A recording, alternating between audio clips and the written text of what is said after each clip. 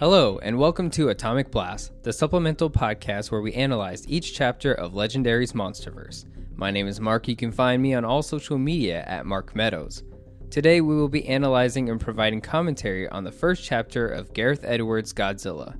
Chapter 1 will begin with production title cards and will include the opening credits sequence, Monarch's investigation of the Philippines, and the introduction of the Brody Family. As the film starts, we are shown the title cards for both Warner Bros. And Legendary Pictures. There's no stylized inclusion of the logos like we've seen in Godzilla King of the Monsters, just the standard animation we are most familiar with. Legendary Pictures acquired the license to produce Godzilla films from Toho Pictures in 2010, and along with that announcement was the inclusion of Warner Bros. As a co-producer and co-financer. The two production companies have had a close relationship previously, having worked together on films such as Pacific Rim, The Dark Knight Trilogy, and Man of Steel. As part of their agreement, Warner Bros. Would be the worldwide distributor of the film, while Toho Pictures exclusively distributed the film in Japan. At the time of this announcement, there was so much going right for both Legendary and Warner Bros. That it seemed like the perfect time to reboot Godzilla, and as a fan, I was passionately excited. In the early 2000s, there were many attempts to execute a successful Godzilla film, but this one seemed more confident and more exciting. Both companies did an exceptional job with rebooting DC Comics' superhero Batman with Batman Begins, and I was more than pleased with their handling of Pacific Rim, a film that could have been overlooked like most B-monster movies.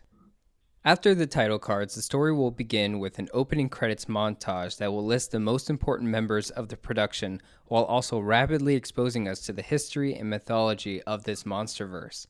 The sequence is enhanced by the film's first musical arrangement, which is titled Godzilla and composed by Academy Award winner Alexandre Desplat.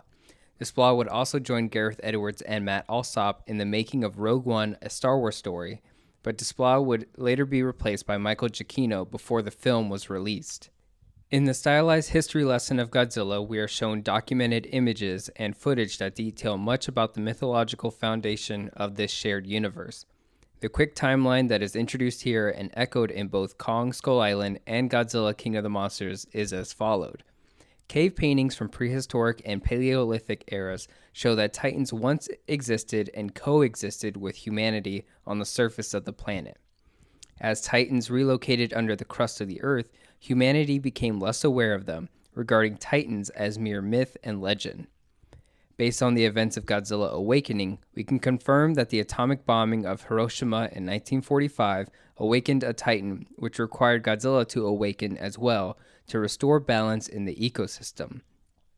By 1954, and with the assistance of the secret scientific organization known as Monarch, American military forces would conduct the Castle Bravo tests at Bikini Atoll in an attempt to kill both Godzilla and the enemy Titan, Shinomura. This attempt to kill Godzilla was known as Operation Lucky Dragon. On March 1st, 1954, at exactly 8:50, Operation Lucky Dragon commenced. The atomic device was deployed at drop point Alpha 341, and the creature swam right into our trap.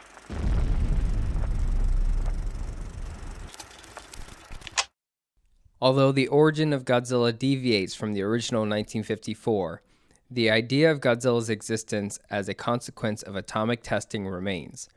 This film attempts to maintain a balance between Godzilla as that allegory and as a protagonist. And finally, but most intriguing about this opening sequence, is the playful redacted credits that are decorated in this montage. As production members are given their credits, there is a fun bit of wordplay happening around them. Censoring is animated in real time, and I won't go through all of them, but I do want to analyze most of them that I found to be very clever. For the production titles, the full text reads, Warner Bros. Pictures and Legendary Pictures present a terrifying tale of disaster and woe. Next, referring to Gareth Edwards' film as a product, the credit reads, a Gareth Edwards film, the certain magnitude of the weapon is enough to turn everything to dust. This next credit isn't so much related to David Strathairn himself, but ties into his character, Admiral William Stenz. The credit reveals the following. Even with nuclear weapons, there is no guarantee that the creature will succumb. Evidence show that it is likely the creature will come back, with David Strathairn's head. This relates to the military crisis in choosing whether or not to use nuclear weapons to kill the Titans, and the last sentence matches with the climax of the film, where Godzilla does indeed emerge with the female Muto's head. Bryan Cranston's credit references his Godzilla character Joseph Brody, his Breaking Bad character Walter White, and also his role in Malcolm in the Middle. It reads, Walter Malcolm has claimed that government men dressed in white lab coats routinely appear at site, and Bryan Cranston, shortly after the event, all residents are sworn to silence. Next up is a nod to the original Toho company Tokusatsu, saying, are these animals real? Can we prove they even exist, or are they merely men in rubber suits, with costumes designed by tricksters, Sharon Davis? The list goes on, but the last two I want to touch base on is Max Borenstein's credit and Gareth Edwards' credit. Max's credit reads, there are photos of animals yet to be named in the new screenplay by a cult author and nature enthusiast, Max Borenstein. He seems to explain what these odd animals are. Borenstein, as I mentioned in the previous episode, has been the writer for every MonsterVerse film so far and has fleshed out every corner of its mythos. Gareth Edwards' credit is super simple. It reads, directed by Gareth Edwards, Monsters, which is an obvious reference of his first and only film before Godzilla, which is called Monsters. For the opening sequence to conclude, the countdown of a nuclear test to kill Godzilla is enacted. The screen flashes white, and from nuclear winter of falling ash, the title Godzilla fades back in. My commentary for this sequence is that I love the music that Desplat composed for this film, because it really does remind me of Akira Ifukube's music for the original Godzilla film. It's energetic and invokes a sense of panic, and I find it easy to imagine this opening theme playing for earlier Godzilla movies and being compatible with that tone of Godzilla as a force of nature. Conversely, I can imagine Ifukube's main Godzilla theme substituting in this opening sequence and being just as compatible. The world Max Borenstein and the directors have created in this shared MonsterVerse is so well done in my opinion, because they make it so tangible and plausible with real-world events and theories. From Hollow Earth theory to the bombings of Bikini Atoll, the MonsterVerse playfully rewrites our history and shapes it into a world filled with giant monsters. The redacted credits caught my eye the very first time I saw this film, and I knew I would have to go back and check them out again to catch all the missing details.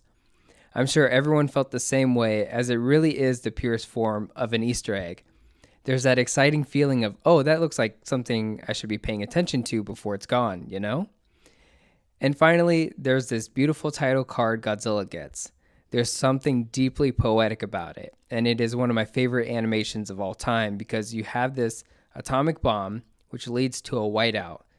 There's only ash left, and from that nuclear fallout, Godzilla emerges, repeating that idea of cause and effect. Now, it doesn't stop there because the white background will then fade into our next scene.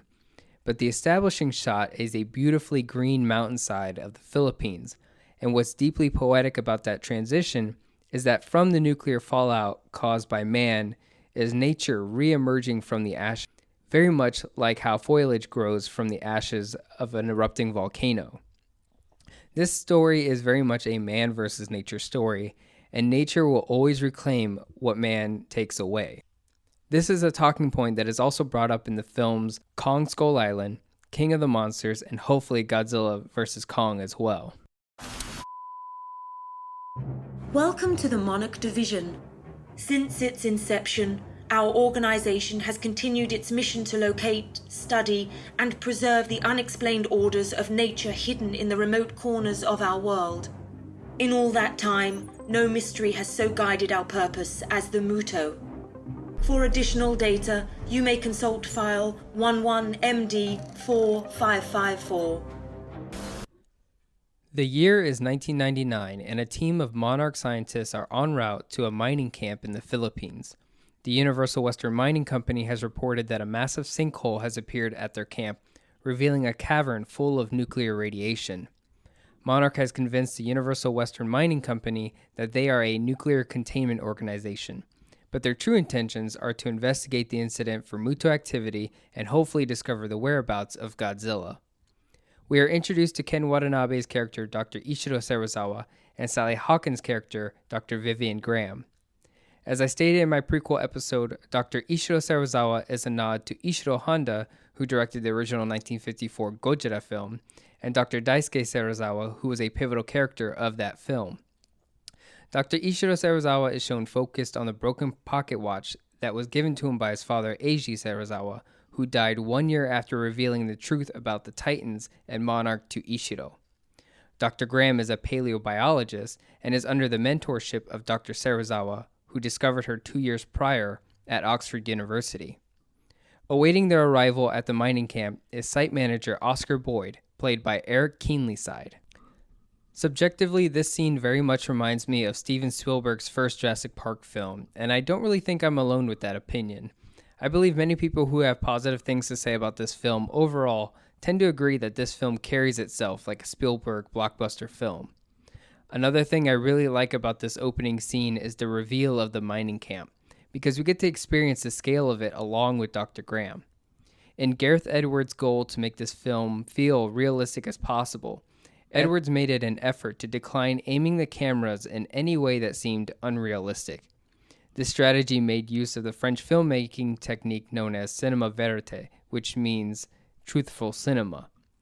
Seeing the mining camp over the shoulder of Dr. Graham and through the window of the helicopter, we experience only a limited amount of this enormous location, and then afterwards an establishing shot reveals the full site. That restraint, in my opinion, really pays off because it creates tension and then release. And finally, in addition to that technique, we have the start of another trend that I admire in this film, and that is Edwards' decision not to show the destruction itself, but the aftermath of it. What I like seeing in Godzilla films like this one and the original 1954 film is experiencing the turmoil that humanity now has to deal with after a monster has wreaked havoc.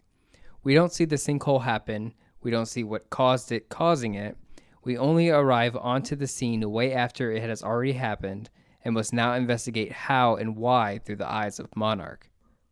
Now, before Monarch enters the sinkhole, there is an additional scene that does not appear in the film, but it is included in the official novelization. Before Monarch enters the mine, Dr. Serizawa states that he needs to speak with the survivors of the collapse.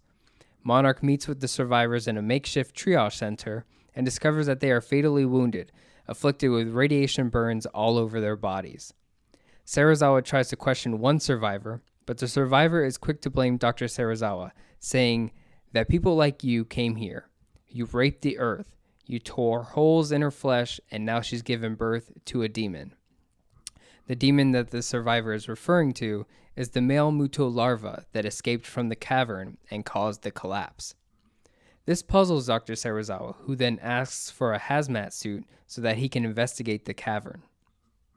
I can definitely understand why this scene was removed, because it would have been too much of a buffer between Monarch arriving to investigate the incident and Monarch actually investigating the incident. Also, the dialogue from the survivor would have spoiled the grand reveal that is coming up in the next scene. That being said, I love this scene for 3 reasons. One being that in past Godzilla films, we've seen similar scenes where survivors are interviewed about their contact with monsters, and I think that's important because it keeps us sympathetic and emotionally tied to the innocent that are unfortunately dealt this pain. Another part about this scene I found interesting was the description about the survivor having radiation burns, because the original design of Godzilla in the 1954 film is also based on the description of radiation burns. Yes, Godzilla's silhouette appears to be animalistic most of the time, but the original textures of its skin were made to resemble charred living tissue from atomic bombing. Which brings us to my final reason for finding this moment so sentimental, and that is the survivor's cryptic words to Dr. Serizawa, saying that people have raped Mother Earth and in response she has given birth to a demon. That line really resonates with the intentional allegory of the original 1954 film and that tradition of Godzilla as this force of nature. Ultimately, I would like to be able to experience this moment as a deleted scene, maybe within the special features of the DVD, but I'm not sure if this scene was ever filmed. There is an official mockumentary called Godzilla Revelations on the Blu-ray DVD that does show a very brief clip of a victim of the incident being interviewed, but I'm not sure if that clip was pulled from this scene or if that shot was made purely for the fictional documentary. Now entering the cavern, Monarch discovers exactly what they're here for. Muto activity. They find themselves inside a fossilized ribcage of a member of the Titanus Gojira species, but not the protagonist Godzilla. This ancestor of Godzilla was known as Dagon. Although this confirms that Godzilla is a natural organism of the animal kingdom and that they can reproduce, we are not sure if Godzilla is the last of his kind, similar to Kong being the last of his. In the prequel comic to Godzilla King of the Monsters, it is confirmed that Dagon was killed by a Muto Prime known as Jinshin Mushi, which translates to Dragon Beetle. The Muto Prime's intent was to incapacitate Dagon long enough to lay its eggs inside of it, forcing Dagon to incubate the unfertilized eggs until they hatch. The cavern we find Dagon in is known as a death chamber and was created by the Muto Prime. Most of the Muto larvae would die off, except for two, and those two fed on the irradiated flesh of Godzilla's ancestor, resulting in its death. Those two Mutos are the spores that we find in this scene. Well, at least one anyway. The male Muto spore has already hatched, caused the mining camp to collapse, and is headed to its next source for nuclear energy, Janjira, Japan. One shot I really admire in the scene is the pan that reveals the broken Muto egg. The shot starts on the first intact egg, pans up to the ceiling, and then moves left, until we focus and reveal that one egg has already hatched. Last year, the fossil remains of a Godzilla species were discovered beneath a mining camp in the Philippines. Contained within the remains were two radioactive spores, their kind unlike anything we'd encountered before. We believe them to have been a parasite species to the larger Godzilla species. The collapse of the valley floor released a pocket of radiation, and the resulting contact with the atmosphere catalyzed the embryo, resulting in a larva. If the Philippines were the exposition of our story, Janjira will be the start of the rising action. The transition to Janjira happens with a sweeping shot of the Philippine Sea as it connects with the coast of Japan, and the transition is empowered by the musical arrangement from Alexandre Desplat. In this scene, we meet a younger Ford Brody who will be our main human protagonist and is played here by C.J. Adams. As he begins to decorate their home for his father's birthday, we take notice of both a rhetoric and a reference in his room. The toys scattered in Ford's bedroom depicts a battle between army soldiers and dinosaurs, along with a model of the United States space rocket Saturn V. As of 2019, the Saturn V remains the tallest, heaviest, and most powerful rocket ever brought to operational status. This battle that Ford has constructed seems like a nod to the Showa era of Godzilla films, and for me personally, it reminds me of Destroy All Monsters because it too includes many monsters fighting military forces and included space travel.